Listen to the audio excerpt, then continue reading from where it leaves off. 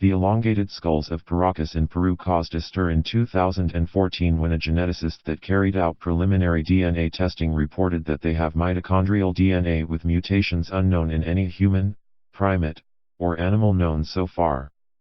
Now a second round of DNA testing has been completed and the results are just as controversial. The skulls tested, which date back as far as 2,000 years, were shown to have European and Middle Eastern origin. These surprising results change the known history about how the Americas were populated. Paracas is a desert peninsula located within Pisco province on the south coast of Peru. It is here where Peruvian archaeologist, Julio Tello, made an amazing discovery in 1928: a massive and elaborate graveyard containing tombs filled with the remains of individuals with the largest elongated skulls found anywhere in the world. Strange features of the Paracas skulls. It is well known that most cases of skull elongation are the result of cranial deformation, head flattening, or head binding, in which the skull is intentionally deformed by applying force over a long period of time. It is usually achieved by binding the head between two pieces of wood, or binding in cloth. However, while cranial deformation changes the shape of the skull, it does not alter other features that are characteristic of a regular human skull. In a recent interview with Ancient Origins, author and researcher L.A. Marzulli describes how some of the Paracas skulls are different to ordinary human skulls. There is a possibility that it might have been cradle headboard, but the reason why I don't think so is because the position of the foramen magnum is back towards the rear of the skull. A normal foramen magnum would be closer to the jawline. Marzulli explained that an archaeologist has written a paper about his study of the position of the foramen magnum in over 1,000 skulls. He states that the Paracas skulls, the position of the foramen magnum is completely different than a normal human being. It is also smaller, which lends itself to our theory that this is not cradle headboarding, this is genetic.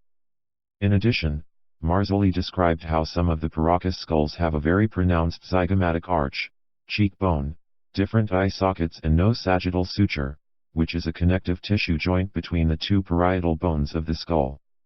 In a normal human skull, there should be a suture which goes from the frontal plate, clear over the dome of the skull, separating the parietal plates, the two separate plates, and connecting with the occipital plate in the rear, said Marzulli. We see many skulls in Paracas that are completely devoid of a sagittal suture. There is a disease known as craniosynostosis, which results in the fusing together of the two parietal plates.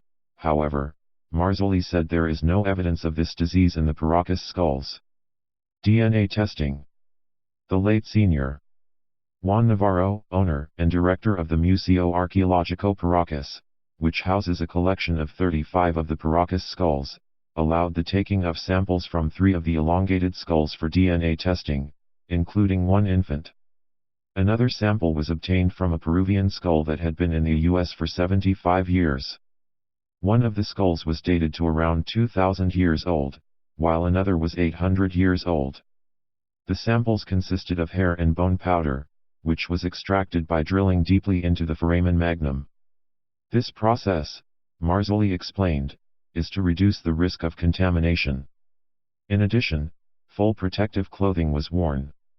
The samples were then sent to 3 separate labs for testing, 1 in Canada, and 2 in the United States. The geneticists were only told that the samples came from an ancient mummy, so as not to create any preconceived ideas. Surprising results. From the samples, only the mitochondrial DNA from the mother's side, could be extracted. Out of 4 hair samples, 1 of them couldn't be sequences. The remaining 3 hair samples all showed a haplogroup, genetic population group, of H2A, which is found most frequently in Eastern Europe, and at a low frequency in Western Europe. The bone powder from the most elongated skull tested came back as T2B, which originates in Mesopotamia and what is now Syria, essentially the heart of the Fertile Crescent. It rewrites history as we know it, said Marzulli. If these results hold, writes Brian Forster on his website Hidden Inca Tours, the history of the migration of people to the Americas is far more complex than we have been told previously. If these results are confirmed through further tests, it means that peoples from Europe and the Middle East migrated to the Americas long before it is conventionally believed. Marzulli said that mainstream academics will probably attack these results by pointing to the fact that he is not a scientist, but he urges any skeptic to replicate the study. Attack the evidence, folks. Go down and get your own samples, pay for a DNA lab and then come back to me with your science. Do some science like we've done, he said. The full lab reports of the DNA tests are available in L.A. Marzulli's book Nephilim Hybrids. The results are also consistent with the fact that many of the Paracas skulls still contain traces of red hair, a color that is not natively found in South America, but originates in the Middle East and Europe. No academics as far as we can tell can explain why some of the skulls that still have hair are red or even blonde, writes Brian Forster. The idea that this is from time or bleaching has now been disproven by two hair experts. For the ancient Paracas people, at least, they had blonde to reddish hair that is 30% thinner than Native American hair. It is genetic. Extraterrestrial hypothesis. Due to the unusual shape and features of the Paracas skulls, there has long been speculation that they are extraterrestrial in origin, and many have hoped that DNA testing would prove that to be the case.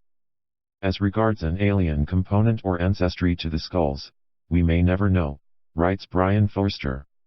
The DNA testing programs can only compare sample DNA with those that are known, and those are held in a huge database called GenTech in the US.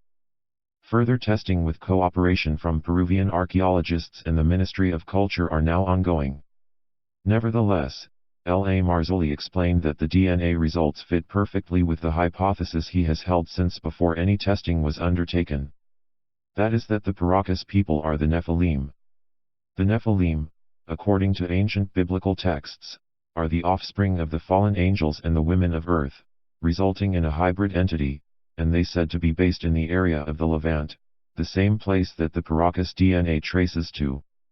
Whether or not this hypothesis is correct, the results of the DNA tests are dramatic and history-changing, and further testing may help to unravel the complex history of the Paracas people. Next steps.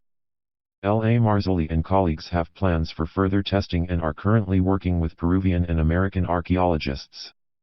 They have verbal permission from the head archaeologist of a Peruvian museum to take more samples.